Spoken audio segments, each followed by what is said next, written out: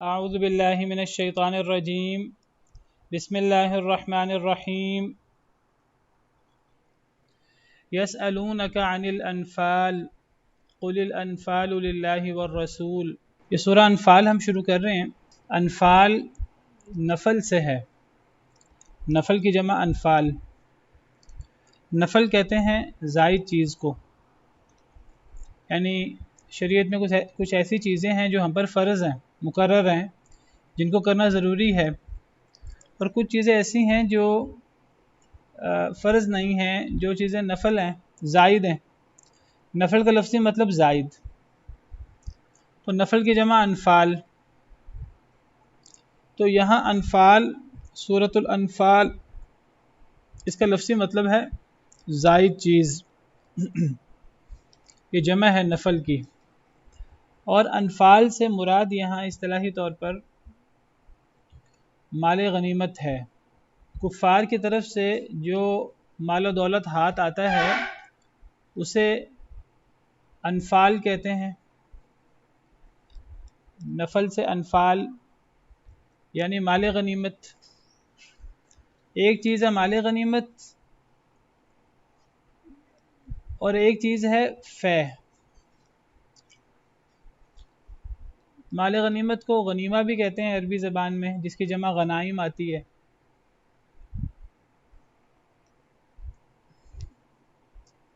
یہاں اس مال غنیمت کو انفال کہا گیا ہے۔ انفال کیوں کہا گیا ہے؟ آپ میں سے کوئی بتائے گا؟ مال غنیمت زائد چیز کس طرح ہے؟ مال غنیمت زائد چیز ہے، کس اعتبار سے زائد چیز ہے؟ استاد محترم، غزوات کا اصل مقصد مال غنیمت نہیں ہوتا تھا، تو جو اصل مقاصد تھے ان سے زائد یہ جو چیز ہوتی تھی، جو مل جاتا تھا مسلمانوں کو غنیمت کے طور پہ، اس لیے اسے انفال کہا گیا۔ جی ماشاءاللہ، بالکل ٹھیک۔ یہاں مال غنیمت کو انفال، نفل انفال اس لیے کہا گیا کیونکہ یہ زائد ہے، یعنی اللہ نے زائد طور پہ دیا ہے۔ زائد طور پر کیسے؟ یعنی مال غنیمت کی جو اصل اس کا ثواب اور اس کا مقام ہے وہ انشاءاللہ قیامت کے دن ملے گا۔ اللہ نے ہر عمل کا درجہ قیامت کے دن رکھا ہے۔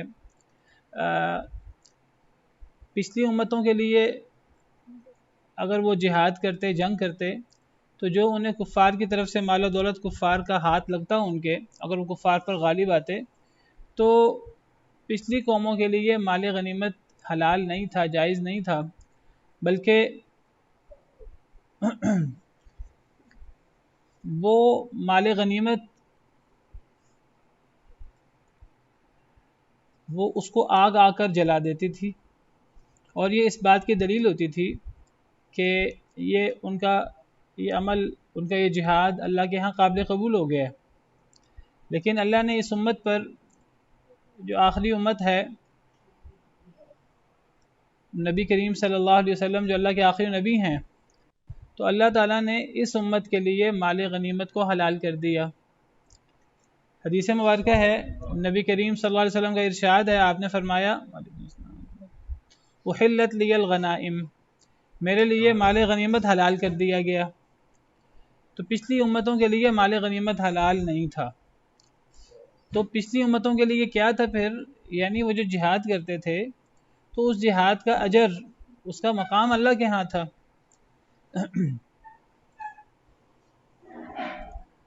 تو اللہ نے اس امت کے لیے جہاد کا اجر بھی رکھا ہے۔ کوئی شخص اگر شہید ہو جائے تو اس کا اجر اللہ کے ہاں طے ہے، اگر وہ اللہ کی رضا کے لیے اس نے جہاد کیا ہے، اور اگر وہ غازی بن کر واپس لوٹے تو پھر بھی اس کا اجر اللہ کے ہاں طے ہے۔ تو مال غنیمت جو ہے وہ زائد چیز ہے، وہ دنیا کے اندر ایک بونس ہے جو اللہ نے اس امت کو دیا ہے۔ مال غنیمت بھی اگر مل جائے تو مال غنیمت بھی یہ امت لینے کی حقدار ہے، اور یہ زائد چیز ہے، اور اخروی ثواب، اخروی فائدہ الگ۔ تو اس اعتبار سے مال غنیمت کو انفال کہا جاتا ہے۔ یسألونک عن الانفال۔ تو میں ذکر کر رہا تھا کہ یہ کفار کی طرف سے جو چیز حاصل ہوتی ہے مسلمانوں کو تو مال و دولت وغیرہ، تو وہ دو طرح کا ہوتا ہے۔ ایک مال غنیمت وہ ہوتا ہے جو باقاعدہ لڑنے کے بعد کفار کو شکست دے کر پھر حاصل ہوتا ہے، تو اس کو غنیمت کہتے ہیں، جس کی جمع غنائم ہے، یا اسے انفال کہتے ہیں۔ بعض دفعہ کفار سے مال ہاتھ لگتا ہے، کفار سے لڑائی نہیں ہوتی، بلکہ وہ لڑائی سے بچنے کے لیے روب میں آ کر ڈر کر وہ چھوڑ دیتے ہیں، اور وہ گویا کہ بغیر لڑے آپ سمجھیے کہ وہ مسلمانوں سے ہار مان لیتے ہیں، اور وہ مسلمانوں کے لیے کچھ ہار مان کر وہ انہیں مال بھی دے دیتے ہیں کہ آپ ہم سے مال لے لیں اور آپ ہماری جان بخشی کر دیں۔ تو لڑے بغیر، بعض دفعہ لڑے بغیر کوئی علاقہ فتح ہو جاتا ہے تو مال غنیمت، کچھ مال مسلمانوں کے ہاتھ لگتا ہے تو اس مال کو پھر مال فے کہتے ہیں۔ تو ایک مال غنیمت ہے یا نفل ہے، اور ایک مال فے ہے، دونوں کے الگ الگ احکامات ہیں۔ جو نفل، جس کی جمع انفال ہے، یا مال غنیمت، اس میں اللہ تعالیٰ نے لڑنے والوں کا حصہ رکھا ہے۔ اس میں 4/5، یعنی اگر 5 حصے کریں کل مال غنیمت کے، تو اس کے 4 حصے اللہ نے وہ رکھے ہیں مجاہدین کے لیے، لڑنے والوں کے لیے۔ 80% حصہ لڑنے والوں کا ہے، 20% حصہ ہے باقی، جس کو آپ خمس کہہ لیں، 5واں حصہ۔ 5واں حصہ کہہ لیں یا 20% کہہ لیں، ایک ہی بات ہے، جس کو عربی زبان میں خمس کہتے ہیں۔ تو اللہ نے وہ اس کی خاص مد رکھی ہے کہ وہ اللہ کے لیے ہے، اللہ کے رسول کے لیے ہے، غریبوں کے لیے، مسکینوں کے لیے، رشتہ داروں کے لیے، مسافروں کے لیے، جس کا ذکر انشاءاللہ 2-3 صفحوں کے بعد آئے گا۔ تو مال غنیمت کا بڑا حصہ مجاہدین میں تقسیم ہو جاتا ہے، اور مال غنیمت کا 5واں حصہ، 20% حصہ، وہ اس کی مخصوص مدیں ہیں، جس میں نبی کریم صلی اللہ علیہ وسلم کا حصہ بھی ہوتا ہے، آپ کا اور آپ کے رشتہ داروں کا، اہل بیت کا۔ اہل بیت کے لیے آپ کو پتہ ہے کہ صدقہ وہ نہیں لے سکتے، تو اللہ نے ان کے لیے پھر مال غنیمت میں حصہ رکھا ہے۔ جو مال فے ہے، اس کا اور مال غنیمت کا فرق یہ ہے کہ چونکہ مال فے جب حاصل ہوتا ہے تو اس میں لڑائی نہیں ہوتی، لڑائی کے بغیر وہ حاصل ہوتا ہے، لہذا مال فے میں مجاہدین کا حصہ نہیں ہوتا، وہ سارا کا سارا، یعنی مال غنیمت کا جو 5واں حصہ یعنی 20% حصہ، وہ جو اللہ کے لیے، رسول کے لیے، وہ آگے تفصیلات آگے آئیں گے، میں بھی اس کی زیادہ تفصیلات میں نہیں جانا چاہتا، صرف آپ کو مال غنیمت اور مال فے کا فرق بتا رہا ہوں۔ تو مال غنیمت میں 5واں حصہ، وہ مخصوص مدیں ہیں 5-6، 20% یا 5واں حصہ وہ مخصوص مدوں میں جاتا ہے، باقی 80% یا 4/5 حصہ وہ مجاہدین میں جاتا ہے۔ لیکن مال فے میں 100% حصہ، وہ 5-6 مدیں، انہی میں سارا چلا جاتا ہے، مجاہدین کو نہیں ملتا۔ اور یہ جو مجاہدین کو ملتا ہے، اس کی بھی تفصیل ہے کہ اگر کوئی بندہ پیادہ شریک ہو تو اسے 1 حصہ ملتا ہے، اگر کوئی گھڑ سوار شریک ہو تو اسے 3 حصے ملتے ہیں، 1 اپنا اور 2 گھوڑے کے۔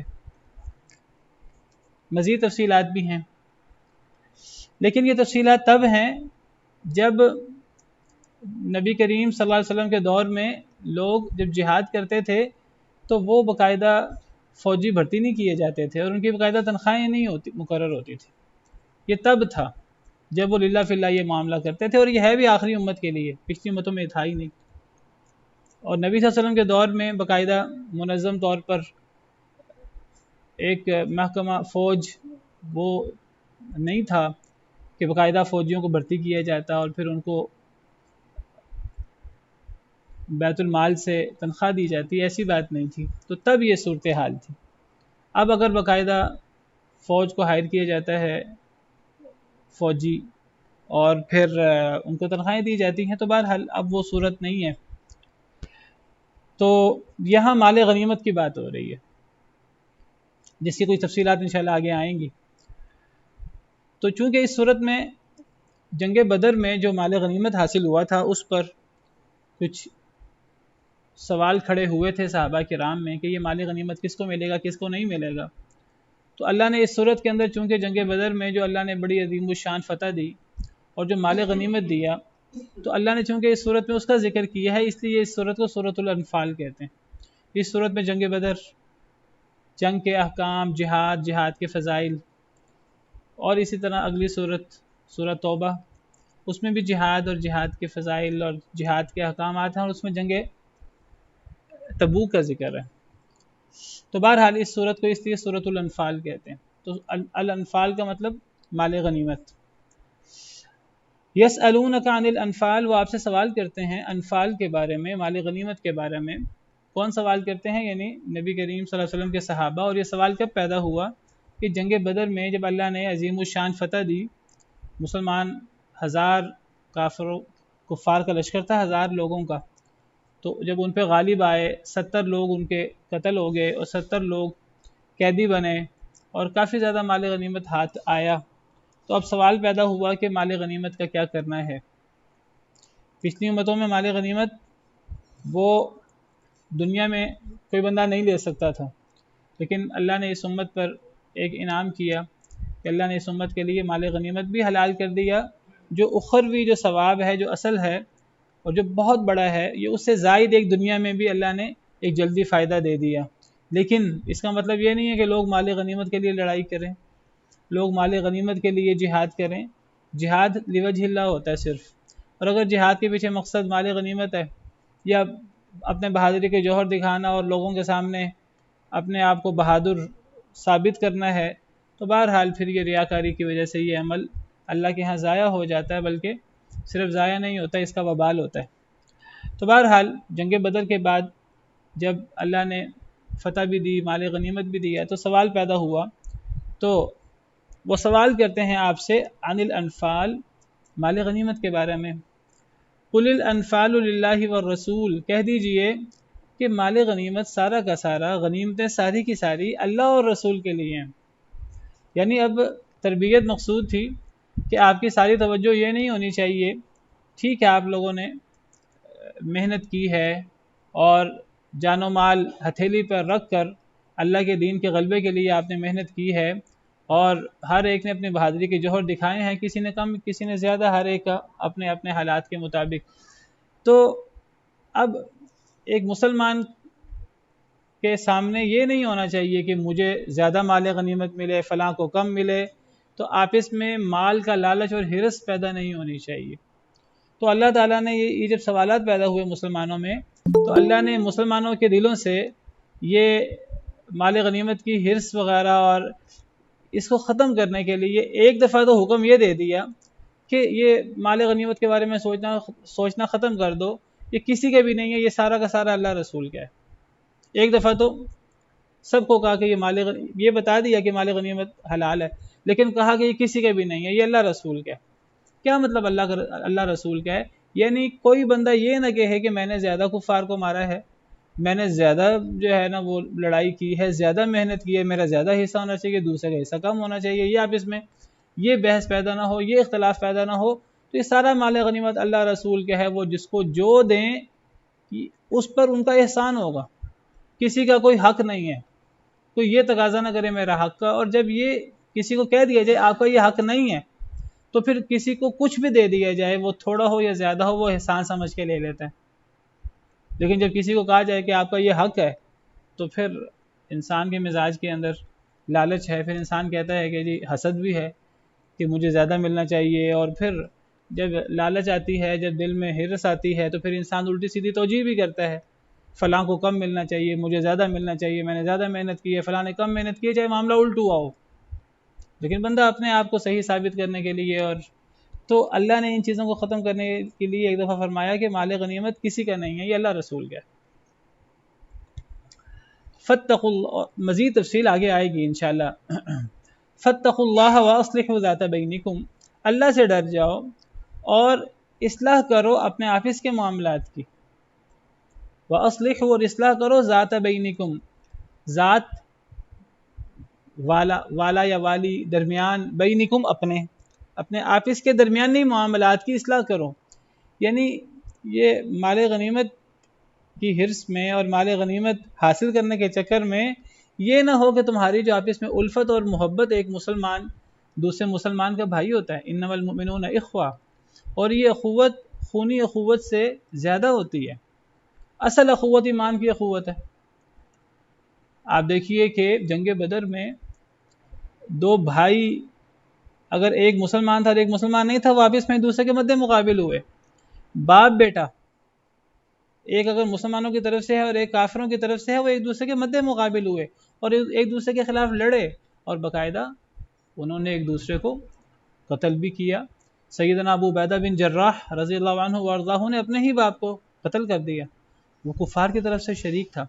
اور اللہ نے قرآن کریم میں آیات اتاری، سورہ مجادلہ کی آخر کی آیات، لا تجد قوما يؤمنون بالله واليوم الآخر يوادون من حاد الله ورسوله ولو كانوا آباءهم او ابناءهم او اخوانهم او عشیرتهم، کہ مومن وہ نہیں ہوتے کہ جو اپنے باپ سے اور اپنے بھائی سے محبت کریں چاہے وہ کفار ہی کیوں نہیں ہے. مومن وہ ہے کہ جو اللہ اور اللہ کے رسول کی مخالفت کرے، اس سے محبت نہیں کرتا، اس سے اس کا تعلق نہیں ہوتا، چاہے وہ اس کا باپ کیوں نہ ہو، چاہے وہ اس کا بیٹا کیوں نہ ہو، چاہے وہ اس کا بھائی کیوں نہ ہو، چاہے وہ اس کا کنبہ قبیلہ کیوں نہ ہو. سیدنا ابوبکر صدیق رضی اللہ عنہ کا بیٹا ان کے بالمقابل شریک ہوا، تو بعد میں جب وہ مسلمان ہوا تو وہ عرض کرنے لگا کہ اے ابا جان، جنگ بدر میں یا فلاں جنگ میں آپ میری تلوار کے نیچے آ گئے تھے، میں نے باپ سمجھ کر میں نے چھوڑ دیا. تو وہ کہنے لگے اے بیٹا، اگر تم میری تلوار کے نیچے آ جاتے میں کبھی نہ چھوڑتا. تو اسلام کی نظر میں اصل چیز ایمان کا تعلق ہے. ہاں، اگر ایمان کے تعلق کے ساتھ خون کا تعلق بھی ہے، خون کے تعلق کے ساتھ ایمان کا تعلق بھی ہے، تو ڈبل رشتہ داری ہے، پھر وہ زیادہ مضبوط تعلق ہے، اس کے حقوق زیادہ ہیں. لیکن اگر ٹکراؤ ہو جائے ان دونوں کا تو ایمان کا تعلق وہ ہر لحاظ سے بڑھ جاتا ہے. تو یہ جو تمہارا آپس میں ایمانی اخوت ہے، انما المؤمنون اخوہ فاصلحوا بین اخویکم، یہ جو تمہاری آپس کی ایمانی اخوت ہے، یہ دنیاوی مال و دولت کے چکر میں یہ تمہاری آپس کے خلاف نہیں پڑنا چاہیے. تو اصل چیز کیا ہے؟ اللہ کا ڈر، اللہ سے ڈر جاؤ اور اپنے آپس کے معاملات کی اصلاح کرو. دوسرے کے پاس زیادہ چلا جائے تمہیں خوشی ہونی چاہیے، بجائے اس کے کہ تمہیں یہ خوشی ہو کہ میرے پاس زیادہ آ جائے، اور تم دوسرے پر زیادتی کر کے تم زیادہ ہتھیار لو. دوسرے کا اچھا سوچو، ایثار کرو. اور یہ صحابہ کرام کی صفت ہے، نبی صلی اللہ علیہ وسلم کی تربیت ہے. وَيُؤْثِرُونَ عَلَىٰ أَنفُسِهِمْ وَلَوْ كَانَ بِهِمْ خَصَاصَةٌ، یہی باتیں سکھائیں اللہ نے قرآن کریم کے ذریعے، نبی صلی اللہ علیہ وسلم نے تربیت کی ان کی. یتلو علیہم آیاتہ ویزکیہم ویعلمہم الکتاب والحکمہ. تو فرمایا اللہ سے ڈر جاؤ اور آپس کے معاملات کی اصلاح کرو. وَأَطِيعُوا اللَّهَ وَرَسُولَهُ إِن كُنتُم مُؤْمِنِينَ، اطاعت کرو اللہ کی اور اللہ کے رسول کی، ان کنتم مؤمنین، اگر تم مومن ہو تو. تمہیں اللہ اور اللہ کے رسول کی اطاعت کرنی ہے، اللہ اور اللہ کے رسول جو فیصلہ کریں تمہیں ماننا ہے. تم نے یہ نہیں کہنا میرا حق زیادہ تھا، میرا استحقاق زیادہ تھا، میں نے زیادہ محنت کی، فلاں نے کم محنت کی. وہ کسی کو زیادہ دیں کسی کو کم دیں، تمہیں سر تسلیم خم کرنا ہے. یہ ایک تربیت ہے مسلمان کی کہ اللہ رسول کی ہر بات اس کے سامنے سر جھکا دینا. اللہ رسول کبھی زیادتی نہیں کرتے، کبھی ظلم نہیں کرتے، وہ ہمیشہ حق کی بات ہوتی ہے، انصاف کی بات ہوتی ہے. کسی کو سمجھ آ جائے تو بہت اچھی بات ہے، کسی کو نہ سمجھ آئے اس کا کام ہے سر جھکانا. اور اگر اس نے آگے سے چوں چراں کی اور اگر اس نے آگے سے اختلاف کیا تو یہ پھر بہت بڑی زیادتی ہے، اور پھر یہ ایمان کے منافی ہے والعیاذ باللہ. وہ ایک بدبخت نے کہا تھا کہ اے اللہ کے رسول آپ عدل کریں، اعدل یا محمد فإنک لم تعدل، اے محمد آپ عدل کریں، آپ نے عدل نہیں کیا. مسلمان کہلاتا تھا وہ. تو نبی صلی اللہ علیہ وسلم نے فرمایا کہ تجھ پر افسوس ہو، اگر میں عدل نہیں کروں گا تو کون عدل کرے گا. تو اللہ تعالیٰ فرماتے ہیں کہ جو لوگ اللہ اور اللہ کے رسول کے فیصلوں پر ہی مطمئن نہیں ہیں، اپنے آپ کو مسلمان کہتے ہیں، جب ان کے حق میں بات آئے تب تو وہ بھاگ کر آتے ہیں کہ جی ہمارا فیصلہ اللہ اور اللہ کے رسول کر دیں. جب ان کو پتہ ہو کہ فیصلہ ہمارے حق میں ہوگا، جب ان کو پتہ ہو فیصلہ ہمارے حق میں نہیں ہوگا، تب وہ اللہ اور اللہ کے رسول کے پاس نہیں آتے، تو اللہ تعالیٰ فرماتے ہیں فی قلوبہم مرض ام ارتابوا ام یخافون ان یحیف اللہ علیہم ورسولہ، کیا ان کے دلوں میں مرض ہے نفاق کا، یا وہ شک و شبہ میں مبتلا ہیں، یا وہ ڈرتے ہیں کہ اللہ اور اللہ کے رسول ان پر ظلم زیادتی کریں گے، والعیاذ باللہ۔ ایسا تصور بھی نہیں کیا جا سکتا، اور جو یہ تصور کرے کہ اللہ اور اللہ کے رسول کے ہاتھ میں معاملہ دیا تو زیادتی ہو جائے گی، بے انصافی ہو جائے گی، تو یہ تو صریح کفر ہے، والعیاذ باللہ۔ اللہ اور اللہ کے رسول کی اطاعت کرو، ان کنتم مؤمنین، اگر تم مومن ہو، یہ ایمان کی شرط ہے۔ تو تین باتیں بتائیں اس میں، ایک تو مال غنیمت کے بارے میں آپ سوال کر رہے ہیں، تو مال غنیمت اللہ اور اللہ کے رسول کا ہے، وہ جو فیصلہ کریں گے تمہیں ماننا پڑے گا، تمہارے سارے مطالبے ختم، اللہ اور اللہ کے رسول کی بات ماننی ہے۔ اور اللہ کا ڈر یہ بنیاد ہے، اللہ کا ڈر ہوگا تو پھر دنیا سامنے نہیں آئے گی، پھر آخرت سامنے ہوگی، اللہ کا ڈر ہوگا تو معاملات ٹھیک رہیں گے۔ اور آپس کی اصلاح بہت ضروری ہے، کہ جب مال آ جاتا ہے تو پھر بھائی بھائی کا دشمن ہو جاتا ہے، کئی دفعہ بھائی بھائی کا مخالف ہو جاتا ہے، تو مال کی وجہ سے تمہاری آپس کی مخالفت نہیں ہونی چاہیے، تمہارا آپس میں ایک دوسرے کے ساتھ اچھا معاملہ ہونا چاہیے، اور اصل چیز اللہ اور اللہ کے رسول کی اطاعت ہے۔ گویا کہ تینوں چیزیں ایمان کی شرط ہیں، تقویٰ ہو، آپس کی اصلاح ہو، اور اللہ اور اللہ کے رسول کی اطاعت ہو، یہ ایمان کی شرط ہے۔ اگر ان میں سے کوئی چیز نہیں ہے تو ایمان بھی نہیں ہے، والعیاذ باللہ۔ تو جب ایمان کی بات آئی، اللہ نے ایمان کا حوالہ دیا کہ اگر تمہیں ایمان کا دعویٰ ہے تو یہ کام کرنا پڑے گا، پھر اللہ نے ایمان کی مزید صفات بتائی ہیں اہل ایمان کی۔ ایمان کیا ہوتا ہے، مومن کون ہوتے ہیں؟ ایک تو مومن وہ ہیں جو اللہ اور اللہ کے رسول کی اطاعت کریں، اللہ سے ڈریں، آپس کے معاملات کی اصلاح کریں، اللہ اور اللہ کے رسول کی اطاعت کریں۔ اور کیا صفات ہیں مومنین کی؟ انما المؤمنون الذین اذا ذکر اللہ وجلت قلوبہم، سوائے اس کے کہ نہیں، مومن تو وہ ہوتے ہیں کہ جب اللہ کا ذکر کیا جائے تو ان کے دل ڈر جائیں، ان کے دل دہل جائیں، اللہ کی عظمت ان کے جب سامنے آتی ہے تو مومن پھر اللہ کا نام آنے پر مومن کی ہر بات ختم ہو جاتی ہے، اور پھر مومن کے سامنے اللہ اور اللہ کی رضا، یہ مومن کے سامنے اس کا مطمع نظر رہ جاتا ہے۔ جب اللہ آ جائے، اللہ کا ذکر آ جائے، اللہ کا نام آ جائے تو مومن کا دل دہل جاتا ہے، اللہ کا ڈر ہوتا ہے۔ یہ جو اللہ کا ڈر ہے، یہ بات یاد رکھیے، تقویٰ کہہ لیں، اللہ کا ڈر کہہ لیں، دین اسلام میں اس کی بہت زیادہ اہمیت ہے۔ بلکہ آپ سمجھیے کہ اسلام کے جتنے اعمال اللہ رب العالمین نے رکھے ہیں، عبادات، سب چیزوں کے پیچھے مقصد اللہ اور بندے کا تعلق ہے، کہ بندے کے دل میں اللہ کا ڈر پیدا ہو جائے، اللہ کی عظمت، اللہ کی ہیبت، اللہ کی کبریائی یہ بندے کے دل میں پیدا ہو جائے، جس کو آپ تقویٰ کہتے ہیں، توحید ہے۔ تو توحید بھی اللہ کے ڈر کی طرف لے جاتی ہے۔ یا ایھا الناس اعبدوا ربکم الذی خلقکم والذین من قبلکم لعلکم تتقون، اے لوگو اس رب کی عبادت کرو جس نے تمہیں بھی پیدا کیا، تم سے پہلے لوگوں کو بھی پیدا کیا،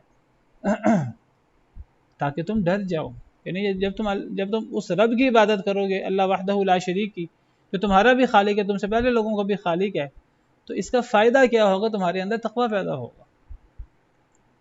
توحید جو آپ سمجھیے کہ یعنی اصل الاصول ہے، اور سب سے بڑا تقاضا ہے اللہ کا، تو اس توحید سے نتیجہ کیا حاصل ہوتا ہے؟ اگر صحیح معنوں میں انسان موحد ہو، اللہ کا ڈر پیدا ہوتا ہے۔ نماز سے اللہ کا ڈر پیدا ہوتا ہے، اقیم الصلاۃ لذکری، اللہ کی یاد انسان کے دل میں آتی ہے۔ نماز پڑھنے سے اگر انسان صحیح طریقے سے نماز پڑھتا ہے تو انسان اللہ سے ڈرتے ہوئے سارے کمیاں کوتاہیاں، سارے گناہ چھوڑ دیتا ہے، اگر صحیح نماز پڑھے۔ ان الصلاۃ تنہی عن الفحشاء والمنکر، نماز انسان کو بے حیائی اور منکر سے روکتی، کیونکہ نماز سے اللہ کا ڈر پیدا ہوتا ہے، اور نماز اللہ کی یاد کے لیے ہوتی ہے۔ زکوٰۃ، روزہ، حج، یہ تمام اعمال یہ تقویٰ کے لیے ہیں۔ یا ایھا الذین آمنوا کتب علیکم الصیام کما کتب علی الذین من قبلکم لعلکم تتقون، روزہ یہ بھی، اس کا مقصد بھی اللہ کا ڈر ہے، اس کا کوئی اللہ تعالیٰ ہمیں بھوکا پیاسا نہیں رکھنا چاہتے، اصل میں اس کے نتائج ہیں، ہر عبادت کے نتائج ہیں، اس کا نتیجہ اللہ کا ڈر ہے اور اللہ کا تقویٰ ہے۔ اگر صحیح معنوں میں ہم ظاہری انداز میں یہ اعمال سر انجام نہ دیں، ہم ظاہری انداز سے یہ اعمال سر انجام دیتے ہیں، اگر ہم حقیقت کے ساتھ یہ اعمال سر انجام دیں تو تقوی پیدا ہوتا ہے، اللہ کا ڈر انسان کے اندر پیدا ہوتا ہے، زکوٰۃ سے بھی، حج سے بھی۔ یہ قربانی کے ایام ہیں اور آپ کو پتہ سب سے افضل دن عید الاضحیٰ کا دن ہے، اور اس دن کا افضل ترین عمل قربانی ہے، اور قربانی کے پیچھے اصل مقصد اللہ کا تقوی ہے۔ لن ینال اللہ لحومها ولا دماؤها ولکن ینالہ التقوی منکم۔ اور اللہ کے ڈر کے بارے میں اللہ سے ایک مسلمان ایسے نہیں ڈرتا جیسے کسی درندے سے ڈرتا ہے، اللہ معاف کرے، شیر سے ڈرتا ہے، بھیڑیے سے ڈرتا ہے، یا کسی دشمن سے ڈرتا ہے، کسی آسیب سے ڈرتا ہے، یا کسی ظالم سے ڈرتا ہے۔ نہیں، اللہ کا ڈر ایسا ڈر نہیں ہے۔ اللہ کا ڈر ایسا ڈر ہوتا ہے کہ وہ اللہ کی عظمت اور اللہ کی کبریائی کے نتیجے میں انسان کے دل میں پیدا ہوتا ہے۔ جو اللہ کی عظمت انسان کے دل میں جب صحیح طریقے سے آتی ہے، اور اپنا انسان کے سامنے اپنی عاجزی اور اپنا چھوٹا ہونا اللہ کے سامنے، اور میں کتنا حقیر ہوں اللہ کے سامنے، اور اللہ نے مجھے پیدا کیا ہے، اور اللہ کتنا عظیم ہے کہ یہ پوری کائنات جو بہت بڑی کائنات ہے، اس کائنات کے اندر ہمارا یہ سولر سسٹم، اور اس سولر سسٹم جیسے اربوں ستارے، اربوں سولر سسٹم، آپ سمجھیے اربوں ستارے جو ہیں وہ ایک کہکشاں میں، ایک گلیکسی میں، اور اربوں خربوں گلیکسیز ہیں۔ اور یہ وہ ہے جو ابھی تک دریافت ہوا ہے، ابھی تک جتنی بڑی دوربین ایجاد ہوئی ہے تو یہ اس کے مطابق ہے، اور ابھی تک کائنات کی حد ہمارے سامنے نہیں ہے، اور جتنی آپ سمجھے بڑی دوربین ایجاد ہوگی اتنی بڑی چیزیں ہمارے سامنے مزید عیاں ہوتی رہیں گی۔ اور یہ سب کے سب پہلے آسمان کے نیچے ہے، پھر 7 آسمان ہے، اور پھر اللہ کی کرسی ہے، پھر اللہ کا عرش ہے، اور اللہ کی کرسی کے سامنے 7 آسمانوں کی حیثیت ایسے جیسے صحرا کے اندر چھوٹا سا چھلا ہو، اور عرش کے سامنے کرسی کی یہ حیثیت ہے، اور اللہ عرش کے اوپر مستوی ہیں، اور یہ 7 آسمان اتنی بڑی کائنات ہے، ساری کی ساری کائنات پہلے آسمان کے نیچے، اور دوسرا آسمان پہلے آسمان سے بہت بڑا ہے، تیسرا آسمان دوسرے آسمان سے بہت بڑا ہے۔ یہ 7 آسمان کتنے بڑے ہیں، اور یہ 7 آسمان قیامت کے دن اللہ رب العالمین کے دائیں ہاتھ کے گرد لپٹے ہوں گے، اور زمینیں، یہ ساری کی ساری زمینیں اللہ رب العالمین کی مٹھی میں ہوں گی۔ وما قدر اللہ حق قدرہ والارض جميعا قبضته یوم القیامۃ والسماوات مطویات بیمینہ سبحانہ وتعالی عما یشرکون۔ تو یہ اللہ کی عظمت یہ ایک مسلمان کے دل میں آ جاتی ہے، توحید کا، عبادات کا یہ مقصد ہے، اور قرآن پڑھنے سے یہ اللہ کی عظمت مزید نمایاں ہوتی ہے۔ اور جب اللہ کا ڈر پیدا ہوتا ہے ایک مسلمان کے اندر، تو وہ ڈر اس طرح کا نہیں ہوتا جیسے میں نے کہا دشمن کا ڈر ہو، مخالف کا ڈر ہو، کسی درندے کا ڈر ہو۔ یہ ڈر ایسا ہے کہ وہ جتنا انسان اللہ سے ڈرتا ہے، یہ اللہ سے دور ہونے کے بجائے اللہ سے قریب کھنچا چلا جاتا ہے۔ اللہ نزل احسن الحدیث کتابا متشابہا مثانیہ تقشعر منہ جلود الذین یخشون ربہم۔ اللہ نے بہترین بات اتاری ہے، قرآن بہترین بات، احسن الحدیث کتابا متشابہا، ایک ملتی جلتی کتاب ہے، اس کے موضوعات ملتے جلتے ہیں، اس کی آیات ملتی جلتی ہیں۔ تقشعر منہ جلود الذین یخشون ربہم، جب اس کتاب کو لوگ پڑھتے ہیں تو چمڑے اور چمڑے کے بال تک کھڑے ہو جاتے ہیں، کانپ اٹھتے ہیں ایک مسلمان کے۔ ثم تلین جلودہم وقلوبہم الی ذکر اللہ، پھر یہ مسلمانوں کے چمڑے اور مسلمانوں کے دل اللہ سے قریب ہوتے ہیں اس ڈر اور اس ہیبت اور اس رعب کی وجہ سے، دور نہیں ہوتے اللہ تعالیٰ سے، کیونکہ یہ ڈر کسی دشمن کا ڈر نہیں ہے، یہ ڈر تو اس اللہ کا ہے جو اللہ ہمارا خالق ہے۔ جو اربوں خربوں مائیں ہوں تو اللہ کی محبت ان سب سے زیادہ ہے، اور اللہ کی محبت کا انسان جو ہے تصور بھی نہیں کر سکتا، اور اللہ کی عظمت اور کبریائی کا بھی انسان تصور نہیں کر سکتا۔ تو انما المؤمنون الذین اذا ذکر اللہ وجلت قلوبہم، سوائے اسے کہ نہیں، مومن تو وہ ہوتا ہے جب اللہ کا ذکر کیا جائے تو ان کے دل ایک دفعہ دہل جائیں۔ وَإِذَا تُلِيَتْ عَلَيْهِمْ آيَاتُهُ زَادَتْهُمْ إِيمَانًا، اور جب تلاوت کی جاتی ہیں ان پر اللہ کی آیتیں تو ان کا ایمان بڑھ جاتا ہے۔ وَعَلَىٰ رَبِّهِمْ يَتَوَكَّلُونَ، اور وہ مومن لوگ اپنے رب پر توکل کرتے ہیں۔ تو یہ صفات ہیں مومنین کی۔ تو مومنین کی صفت یہ ہے کہ مومن کا ایمان صرف کتاب پر نہیں ہوتا، صرف اللہ پر نہیں ہوتا، اللہ رسول دونوں پر ہوتا ہے۔ وَأَطِيعُوا اللَّهَ وَرَسُولَهُ، تو جو لوگ اپنی طرف سے بڑا قرآن سے محبت کا اظہار کرتے ہوئے، جی ہم تو قرآن والے ہیں، ہم تو قرآن کی بات کرتے ہیں، ہمارے نزدیک بس میزان قرآن ہے، بس اللہ تو کہتے ہیں اللہ رسول دونوں کی اطاعت کرنی. قرآن ہم تک کہاں سے پہنچے؟ رسول کے واسطے سے. رسول نے کہا کہ یہ قرآن ہے تو قرآن بنا. اگر رسول نہ بتاتے یہ قرآن ہے تو ہمیں پتہ ہی نہ ہوتا یہ قرآن ہے. تو جس رسول نے کہا یہ قرآن ہے تو اس رسول نے قرآن کے علاوہ احکامات دیے اور کہا یہ بھی اللہ کی طرف سے ہیں. تو جس رسول کی زبان پر اعتماد کرتے ہوئے ہم نے اللہ کی کتاب کو اللہ کی کتاب مانا، اسی رسول کی زبان پر اعتماد کرتے ہوئے ہم اللہ کے دیگر فرمانات کو کیوں نہیں مانتے؟ اور پھر جب اس کا ذکر قرآن کریم میں بھی موجود ہے، قرآن کریم جگہ جگہ اللہ کی اطاعت اور رسول کی اطاعت کی بات کرتا ہے. قرآن کریم جگہ جگہ کہتا ہے کہ اگر کوئی جھگڑا ہو جائے، اختلاف ہو جائے، اللہ رسول کی طرف لے جاؤ. قرآن کریم جگہ جگہ کہتا ہے کہ اپنے معاملات میں رسول کو فیصل بنا لو. کسی مومن کا یہ اختیار نہیں ہے کہ جب اللہ یا اللہ کا رسول فیصلہ کر دے تو اس کے پاس کوئی اختیار ہو. وما كان للمؤمن ولا مؤمنة اذا قضى الله ورسوله امرا ان يكون لهم الخيرة من امرهم. یعنی کون سی جگہ ہے جہاں اللہ کے نام کے ساتھ رسول کا نام نہیں آتا؟ صرف توحید کی بات آتی ہے وہاں اللہ کا نام آتا ہے. باقی جہاں بھی اتباع کی بات آتی ہے، اطاعت کی بات آتی ہے، تو وہاں اللہ رسول کی بات آتی ہے. اور پھر اللہ کے ذکر سے دلوں کا دہل جانا، اللہ کی عظمت، اللہ کی کبریائی، اللہ کا خوف، اللہ کی عظمت، اللہ کی ہیبت، اور پھر جب قرآن کریم پڑھا جائے تو ایمان بڑھ جانا، یہ مومنوں کی صفت ہے. بعض لوگ کہتے ہیں کہ جی ایمان وہ ہمیشہ ایک جیسا رہتا ہے، وہ کم نہیں ہوتا، بڑھتا نہیں ہے. یہ بعض لوگوں کا عقیدہ ہے، یہ کتاب و سنت کے بالکل مخالف عقیدہ ہے. قرآن و سنت سے ہمیں پتہ لگتا ہے کہ ایمان بڑھتا بھی ہے اور کم بھی ہوتا ہے. جیسے اس آیت کریمہ سے پتہ لگتا ہے کہ مومن وہ ہیں کہ جب ان کے سامنے اللہ کی آیتیں تلاوت کی جاتی ہیں تو ان کا ایمان کا لیول اوپر ہو جاتا ہے، ان کا ایمان بڑھ جاتا ہے. اور بدبخت کفار اور منافق جب ان کے سامنے قرآن پڑھا جائے تو ان کی نجاست اور ان کا کفر اور ان کا نفاق بڑھ جاتا ہے. کیا مطلب؟ کفر اور نفاق بڑھنے سے ایمان میں کمی ہوتی ہے. وَإِذَا مَا أُنزِلَتْ سُورَةٌ فَمِنْهُمْ مَن يَقُولُ أَيُّكُمْ زَادَتْهُ هَٰذِهِ إِيمَانًا. سورۃ توبہ کے آخر میں ہے کہ جب کوئی سورت نازل ہوتی ہے تو یہ منافقین ٹھٹھا اور مذاق اڑاتے ہوئے کہتے ہیں کہ اس سورت نے اے مسلمانوں تم میں سے کس کا ایمان زیادہ کیا ہے. مذاق اڑاتے ہیں. أَيُّكُمْ زَادَتْهُ هَٰذِهِ إِيمَانًا، تم میں سے کس کا ایمان اس سورت نے بڑھایا ہے؟ اللہ جواب دیتے ہیں فَأَمَّا الَّذِينَ آمَنُوا فَزَادَتْهُمْ إِيمَانًا وَهُمْ يَسْتَبْشِرُونَ. اللہ فرماتے ہیں ایمان والوں کا تو کوئی بھی صورت نازل ہوتی ہے تو ایمان والوں کا ایمان بڑھ جاتا ہے، ایمان کا گراف اوپر ہو جاتا ہے.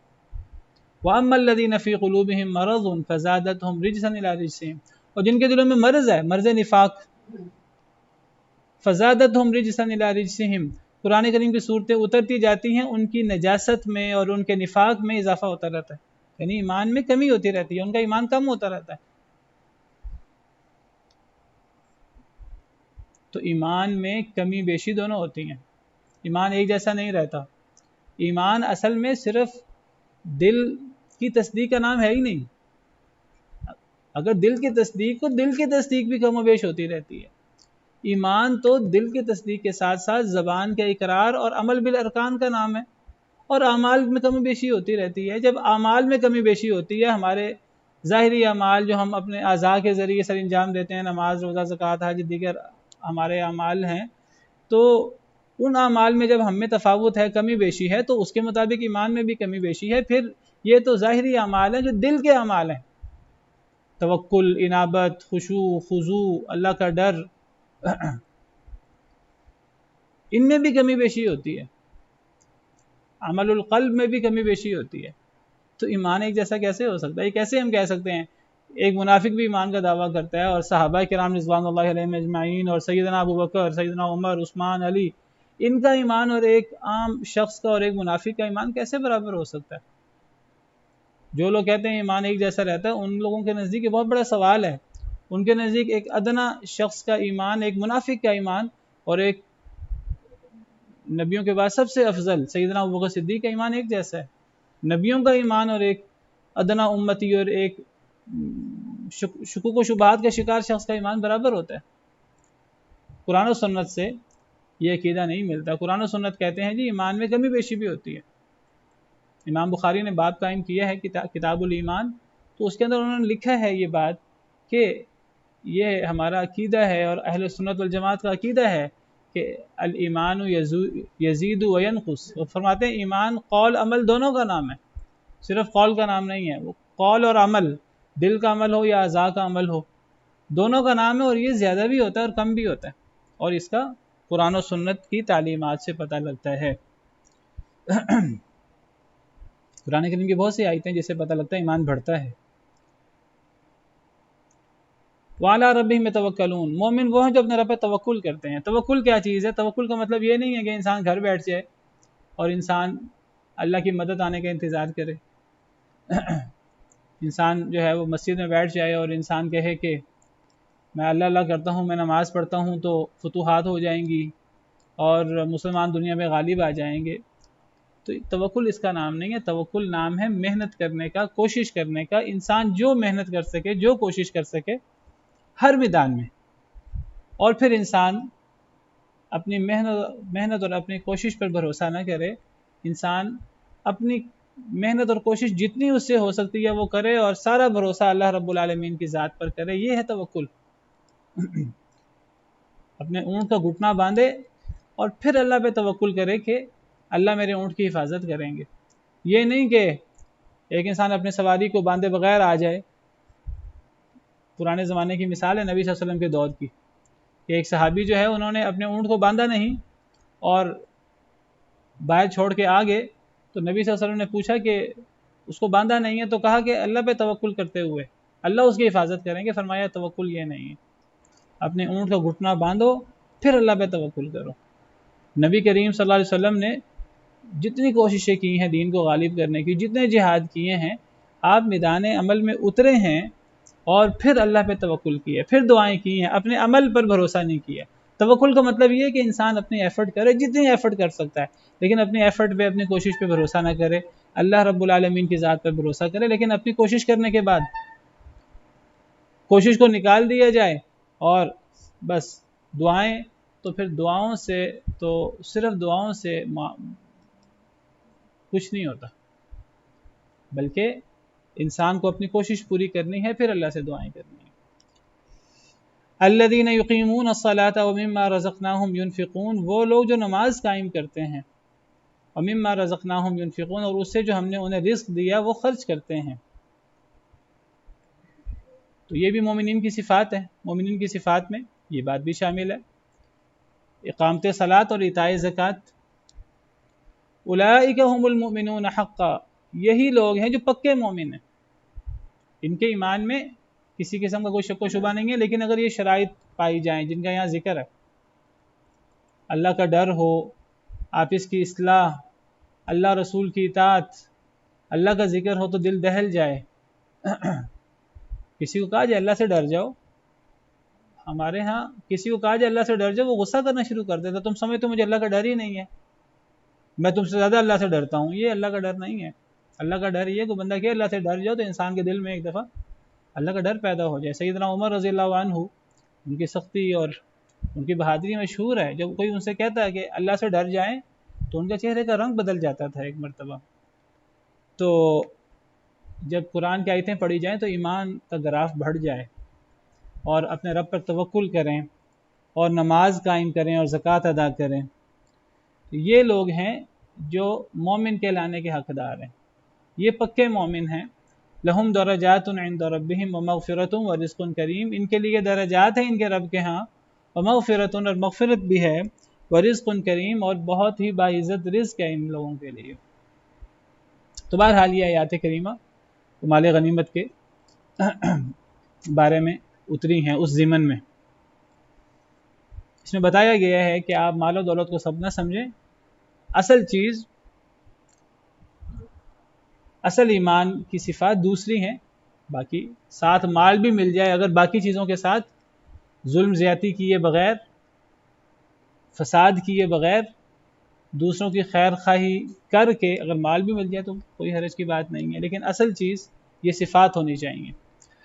کما اخرجک ربک من بیتک بالحق وان فریقا من المؤمنین لکارہون، جس طرح نکالا آپ کو آپ کے رب نے آپ کے گھر سے حق کے ساتھ، وان فریقا من المؤمنین لکارہون، اور مومنین کا ایک گروہ ناپسند کر رہا تھا۔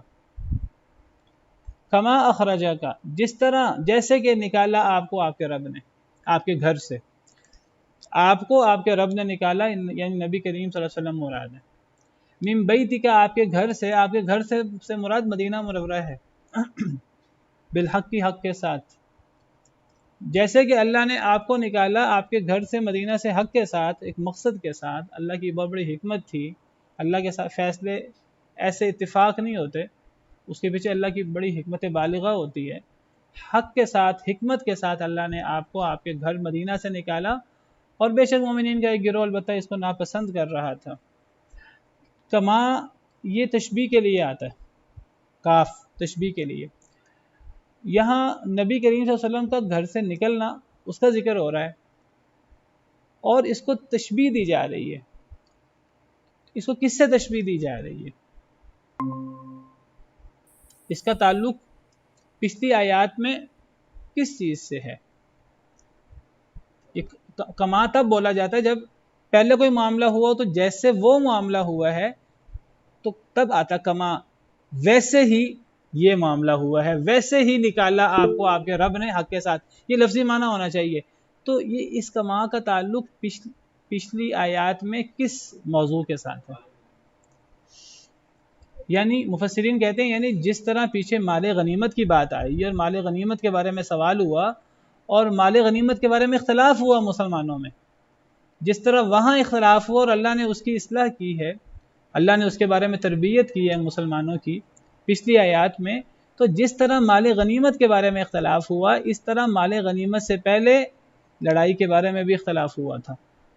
اصل میں لڑائی یہ باقاعدہ جب نبی کریم صلی اللہ علیہ وسلم گھر سے نکلے ہیں تو لڑنے نہیں نکلے، وہ لڑنے نکلے ہی نہیں تھے، بلکہ اس کا شان نزول ان آیات کا اور جنگ بدر کی جو وجہ بنی، وہ آپ کو پتہ ہے کہ اصل میں چونکہ نبی کریم صلی اللہ علیہ وسلم کو مسلمانوں کو کفار نے اپنے گھر سے نکال دیا تھا، مکہ مکرمہ سے نکال دیا تھا قریش نے، اور ان کو نکلنے پر مجبور کر دیا تھا اپنے گھروں سے بھی اور اپنے مالوں سے بھی، تو اب جب مسلمانوں کو مجبوراً مکہ چھوڑنا پڑا، نبی صلی اللہ علیہ وسلم مکہ چھوڑنا نہیں چاہتے تھے، مجبور، آپ باقاعدہ آپ کی حدیث موجود، اگر مجھے مکہ سے نہ نکالا جاتا تو میں نہ نکلتا، لیکن آپ کو نکلنا پڑا، اللہ نے آپ کو حکم دیا ٹھیک ہے آپ نکل جائیں، مجبوری ہے، اور پھر مدینہ منورہ میں اللہ نے مسلمانوں کو مضبوط کیا۔ تو اب مسلمان جو ہیں وہ کیا کرتے تھے، دشمنی تھی کفار کے ساتھ، کفار نے بڑی سازشیں بھی کی تھیں لڑائی کرنے کی اور آپ کو شہید کرنے کی، تو اب کوئی قافلہ گزرتا، وہ سارے قافلے مکہ مکرمہ کے لوگ تاجر تھے، وہاں زراعت نہیں ہوتی تھی، وہ جو سارے یمن کے اور شام کے چکر ہوتے تھے، تو وہ سفر جو ہے وہ مدینہ منورہ سے گزر کر ہوتے تھے، قریب سے گزر کر، تو مسلمان پھر ان کو جانے نہیں دیتے تھے۔ تو مسلمانوں کو پتہ لگا ایک بڑا قافلہ جو ہے وہ آ رہا ہے، ابو سفیان اس قافلے کے نگران کے طور پر، ابو سفیان ایک سپہ سالار تھے اور ایک بڑے فوجی تھے، کفار ابھی مسلمان نہیں تھے، تو وہ ایک حفاظت کے لیے ساتھ تھے، لیکن قافلے کی حفاظت کے لیے کتنے فوجی ساتھ ہو سکتے ہیں، وہ تھوڑے تھے، بہرحال کوئی پورا لشکر نہیں تھا۔ تو مسلمانوں کو پتہ لگا تو مسلمان ان کو روکنے کے لیے نکلے، تو ابو سفیان کو پتہ لگا کہ مسلمان روکنے نکلے ہیں، یہ بدر کے مقام سے انہوں نے گزرنا تھا، نبی صلی اللہ علیہ وسلم نکلے مدینہ منورہ سے، مسلمان اب دشمنی تھی قریش کے ساتھ، تو اب قریش کا تجارتی قافلہ وہ بدر کے پاس سے اس نے گزرنا تھا، مسلمانوں کو اس کی اطلاع ملی، جاسوس مسلمانوں نے بھی چھوڑے ہوئے تھے اپنے جائزہ لینے کے لیے رستوں کا، کہاں سے کفار کے لشکر گزرتے ہیں، کہاں سے ان کے تجارتی قافلے گزرتے ہیں۔ اب جب انہوں نے مسلمانوں کو مکہ مکرمہ میں نہیں رہنے دیا تو مسلمان کیسے ان کو بحفاظت وہاں سے گزرنے دے سکتے ہیں؟ اب مسلمانوں نے لازماً ان کو راستہ بند کرنا تھا، دشمنی تھی، جان کے بھی دشمن تھے، مال کے بھی دشمن تھے، تو مسلمانوں کو جہاں موقع ملتا مسلمان نہ ان کی جان چھوڑتے تھے نہ ان کا مال چھوڑتے تھے، کیونکہ انہوں نے 13 سالہ مکی زندگی میں مسلمانوں کو اسی طرح انہوں نے تنگ کر کے رکھا ہوا تھا۔ تو جب پتہ لگا ایک بڑا تجارتی قافلہ گزر رہا ہے، نبی صلی اللہ علیہ وسلم نکلے مدینہ منورہ سے صحابہ کرام کو لے کر کہ ہم نے وہ تجارتی قافلہ اس کو وہاں سے گزرنے نہیں دینا، ہم نے وہ تجارتی قافلہ اپنے قبضے میں کر لینا، وہ مال اپنے قبضے میں کر لینا ہے۔ وہاں سے ابو سفیان جو بعد میں مسلمان ہو گئے، انہیں جب اس کی خبر ملی، جاسوس انہوں نے بھی چھوڑے ہوئے تھے اپنے، جب ان کو خبر ملی کہ مسلمان مدینہ منورہ سے نکل گئے ہیں تو انہوں نے مکہ مکرمہ اپنا تیز جو سوار تھے وہ بھجوا دیے، تو مکہ مکرمہ سے پھر ایک بڑا لشکر نکلا مسلمانوں سے لڑنے کے لیے۔ تو اب جب وہ لشکر لڑنے کے لیے نکلا تو مسلمان تو بڑی خوشی خوشی نکلے تھے کہ ہم نے تو تجارتی قافلہ ہم نے اس کو روکنا ہے اور ہم نے وہ مال غنیمت سارا مال ان کا جو ہے وہ ہم نے لے لینا ہے، قبضہ کر لینا ہے اور اس قافلے کو بھی جانے نہیں دینا۔ لیکن جب انہیں مسلمانوں کو خبر ملی کہ اب 1000 لوگوں کا اور 1000 جنگجوؤں کا ٹھاٹھے مارتا لشکر پورے ساز و سامان کے ساتھ لیس وہ اب آ رہا ہے، تو اب مسلمان جو ہیں وہ پریشان ہو گئے۔ اب ان میں اختلاف ہو گیا اب کیا کریں، اور یہ معاملہ یعنی بدر پہنچ کر ہوا ہے، یا بدر کے قریب پہنچ کر ہوا ہے، یہ مدینہ منورہ میں نہیں ہوا، مدینہ منورہ میں یہ صورتحال نہیں تھی۔ تو اللہ فرماتے ہیں یعنی جس طرح مال غنیمت کے بارے میں بعد میں مسلمانوں میں اختلاف ہوا، اللہ نے اس کی اصلاح کی ہے کہ آپ میں اللہ کا ڈر ہونا چاہیے، اصلاح ذات البیت ہونا چاہیے، اصلاح ذات البین ہونا چاہیے، اور اللہ اور اللہ کے رسول کی اطاعت ہونی چاہیے، تو یہ مسئلے ختم ہو جائیں گے مال غنیمت کے، اور مسئلے ختم ہو گئے صحابہ کرام کے ان تعلیمات اترنے کے بعد۔ اللہ فرماتے ہیں جس طرح یہ اختلاف ہوا تھا اسی طرح اس سے پہلے بھی اختلاف ہوا جب مسلمانوں کو خبر ملی کہ بڑا لشکر آ رہا ہے، تو اب مسلمانوں کے اندر اختلاف ہوا اب کیا کریں کیا نہ کریں، کچھ کہنے لگے ہمیں لڑنا چاہیے، کچھ کہنے لگے ہمیں نہیں لڑنا چاہیے۔ اللہ تعالیٰ نے خوشخبری سنا دی کہ ان دونوں لشکروں میں، ان دونوں جماعتوں میں سے، ان دونوں میں سے ایک تمہارا ہے، چاہو تو تجارتی قافلہ وہ اگر تم اس پہ حملہ کرو گے وہ تمہارا ہوگا، اور اگر لشکر سے تمہاری مڑ بھیڑ ہوگی تو اس سے بھی تمہیں فتح ہوگی، اللہ نے وعدہ کر دیا۔ لیکن مسلمان ابھی چونکہ پہلا معاملہ تھا، نمبر 1 پہلے کبھی لڑائی نہیں ہوئی تھی، اور نمبر 2 مسلمان لڑنے نکلے ہی نہیں، تو یہ اس کا ذکر ہے۔ چلیں اسی پر بس کرتے ہیں آج، باقی انشاءاللہ کل۔ سبحان ربک رب العزت عما یصفون وسلام علی المرسلین الحمد للہ رب العالمین۔